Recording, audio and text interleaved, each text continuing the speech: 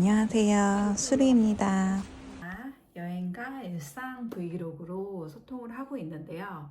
오늘은 동남아의 유명한 휴양진 발리, 푸켓, 다낭, 보라카이, 세부, 코타키나발루 이렇게 6곳 정말 대표적이죠. 그래서 이곳을 한번 비교를 해보려고 해요.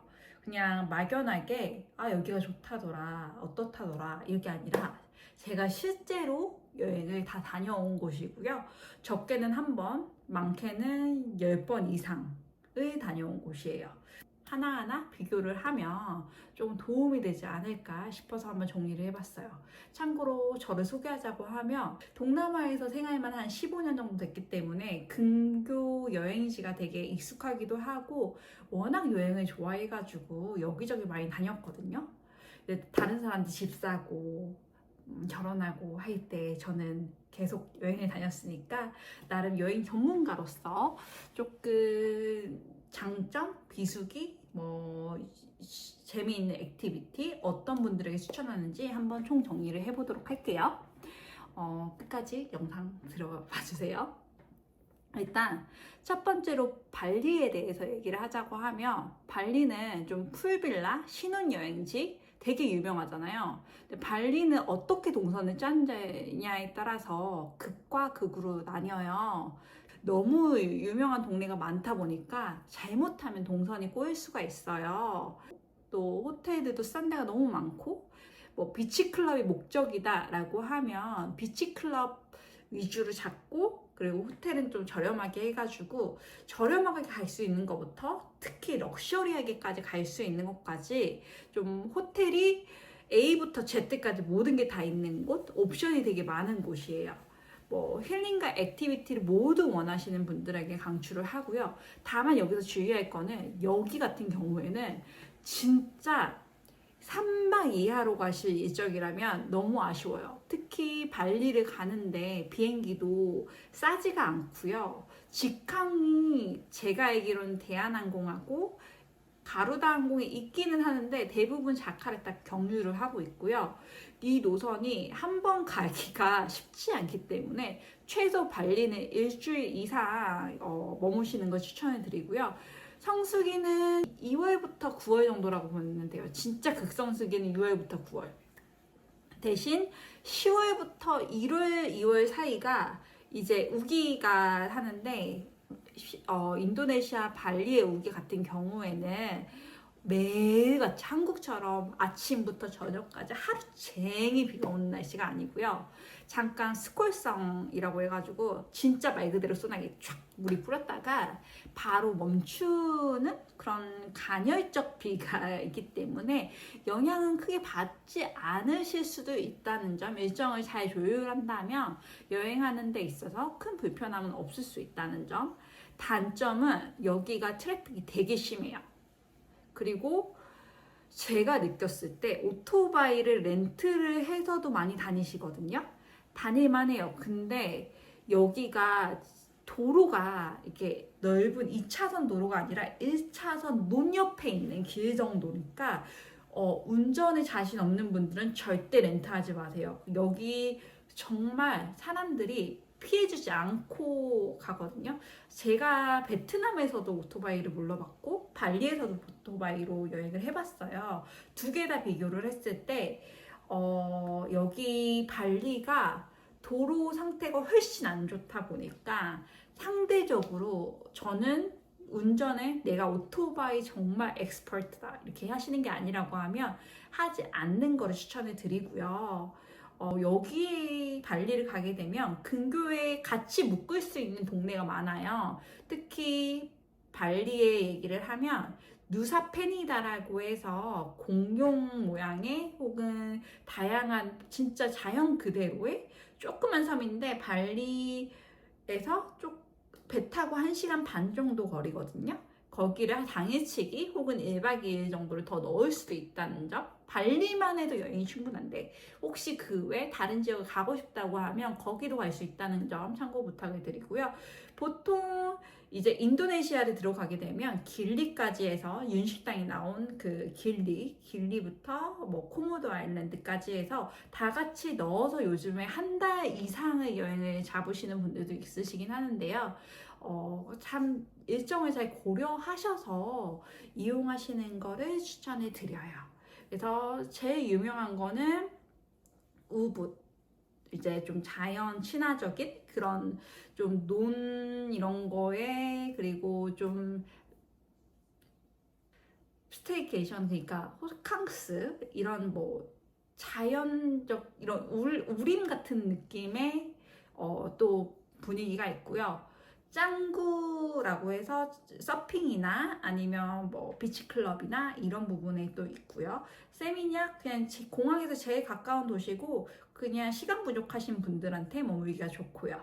울루와뚜는 울루악수 절벽 사원이나 아니면 근처에 바다나 절벽 이런 걸 좀 경관이 좋은 데를 가고 싶다 이러면 좀 여기도 괜찮고요.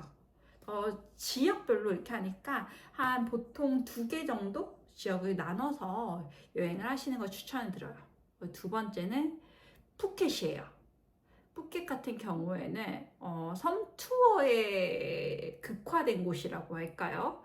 그리고 특히 그 근처에 피피 아일랜드도 유명하고 준켜에 뭐 그 0917-003이라고 해가지고 그런 섬도 있고 섬 투어를 할 수 있는 그런 스노클링 스팟들이 되게 많아요. 대신 호텔 리조트형이에요. 호텔식보다는 리조트식이 많고 리조트에 들어가서 거기에 그냥 짱 박혀서 리조트를 풀리하게 좀 즐길 수 있는 막 섬이 막 재밌고 이런 동네는 아니고요. 워낙에 그 빠통거리라고 있어요. 거기가 있긴 한데 그냥 태국 느낌 나는 그냥 조그만 빌리지고 여기는 생각보다 케바케일 수가 있는 게 진짜 좀 난 쉬러 간다. 액티비티라고는 그냥 바다 스노클링 한번 하면 끝. 그리고 나는 호캉스 풀빌라 뭐 인피니티 풀 아니면 유니크한 그런 리조트에서 이런 거 즐기고 싶다 하는 분들한테 가기가 좋아요. 가족 단위로 가기가 더 좋은 것 같고 커플 단위로도 많이 가세요. 그리고 뭐 태국이 워낙 마사지가 유명하니까 마사지랑 뭐 야시장 이런 구경하기가 좋은 거 그냥 되게 태국스러운 분위기를 느끼고 싶다라고 하면 푸켓도 괜찮은 옵션이에요. 근교에 크라비도 있고요. 사람들이 보통 하면 푸켓에 가서 푸켓에선 그냥 리조트, 호캉스 이걸 즐기는 게 거의 대부분이라고 생각을 해주시면 돼요. 생각보다 저도 그렇고 주변 친구들도 그렇고 되게 활동적인 친구들이 많다 보니까 푸켓은 그냥 호캉스 하러 가는 데지 내 취향의 여행지는 아니었어 라고 말하시는 분들이 생각보다 많았다는 거. 하지만 바다는 역시 괜찮습니다. 이쁩니다. 세 번째로 다낭이고요. 다낭은 한국에서 가는 직항도 있고 다낭 플러스 호이안을 같이 가시는데 저는 꼭 호이안을 가시라고 말씀을 드리고 싶고요.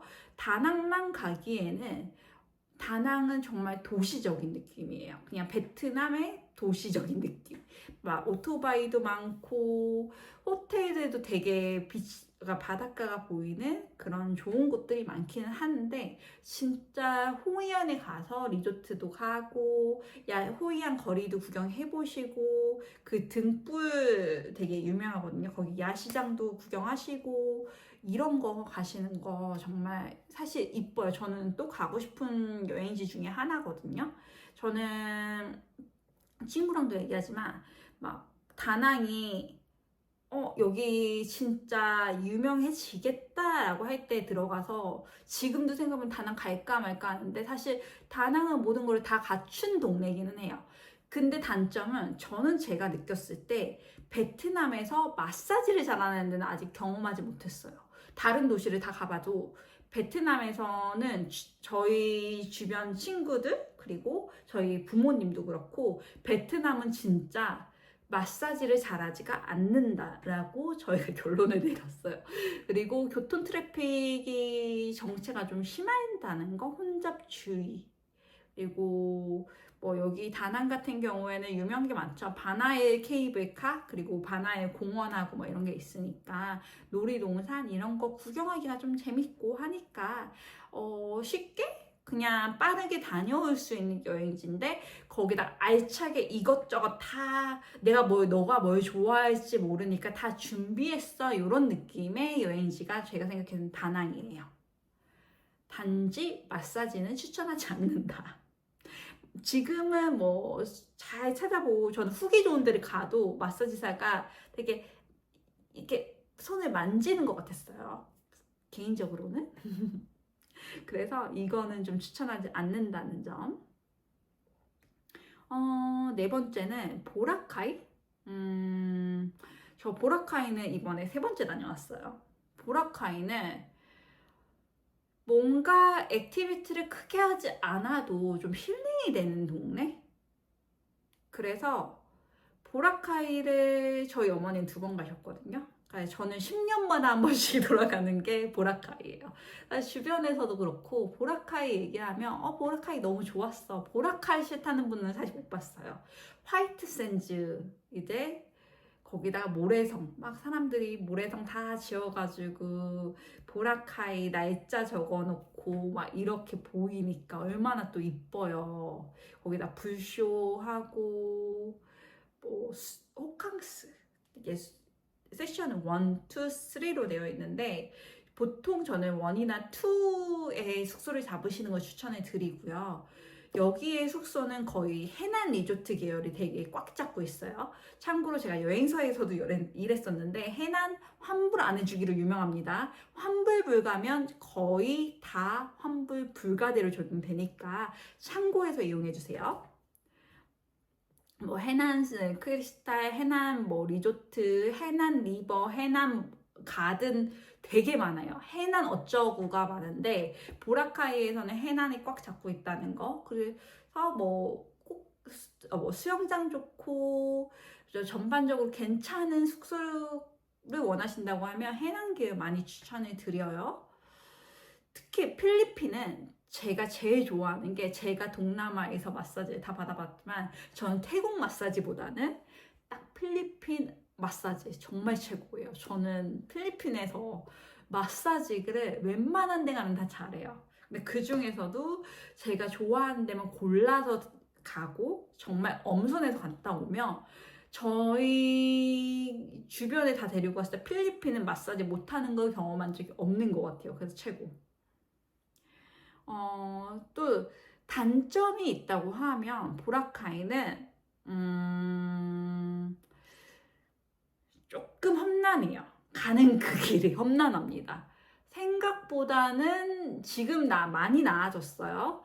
칼리보 공항에서 출발을 해서 차를 타고 1시간 반을 가고, 배를 또 10분? 20분? 타고 가고, 그리고 또 도착해서 10분, 20분 또 차를 타고 가요. 그러니까 계속 갈아타고 가야 되는 이 여정 때문에 사실 지금 소개해드리는 섬들 중에서는 이 갈아타는 번거로움 때문에 좀 난이도가 있다는 거. 바로 공항에 내리자마자 차 타고 와서 공항 체크인하는 이런 시스템이 아니라 또 차를 타고 가가지고 배를 타고 또 차를 타고 들어가야 되는 좀 번거로움이 있는 섬이다라는 거. 네. 저 숙소 퀄리티는 사실 편차가 되게 심하고요. 해난이 아니라 뭐 저렴한데 게스트하우스 이런 데도 되게 잘 있고 한데, 보라카이는 제가 느꼈을 때 숙소가 땅덩이가 작으니까, 한정되어 있으니까 숙소가 많아요. 정말 많은데 막 그 가격 대비에 비해서 와우 이런 숙소는 거의 보지 못한 것 같아요. 그래서 좀 숙소를 많이 발품 팔아서, 만약 싼 데를 원하시거나 정말 가보고 싶은데 이렇게 하셔도 게스트하우스나 뭐 이런 부분에 있어서 퀄리티 대비 가격이 다른 데에 비해서 동남아 치고 싸게 느껴지진 않아요. 그리고 참고로 보라카이 한국 사람 되게 많이 가기도 하고 물가가 되게 많이 올랐다는 점 참고해서 이용해 주세요. 마지막 그리고 세부 필리핀 다음에 필리핀 세부예요.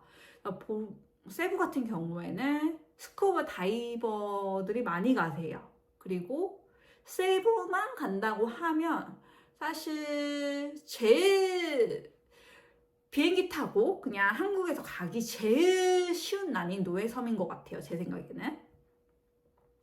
뭐 막탄 그 에어포트로 입국을 하고요.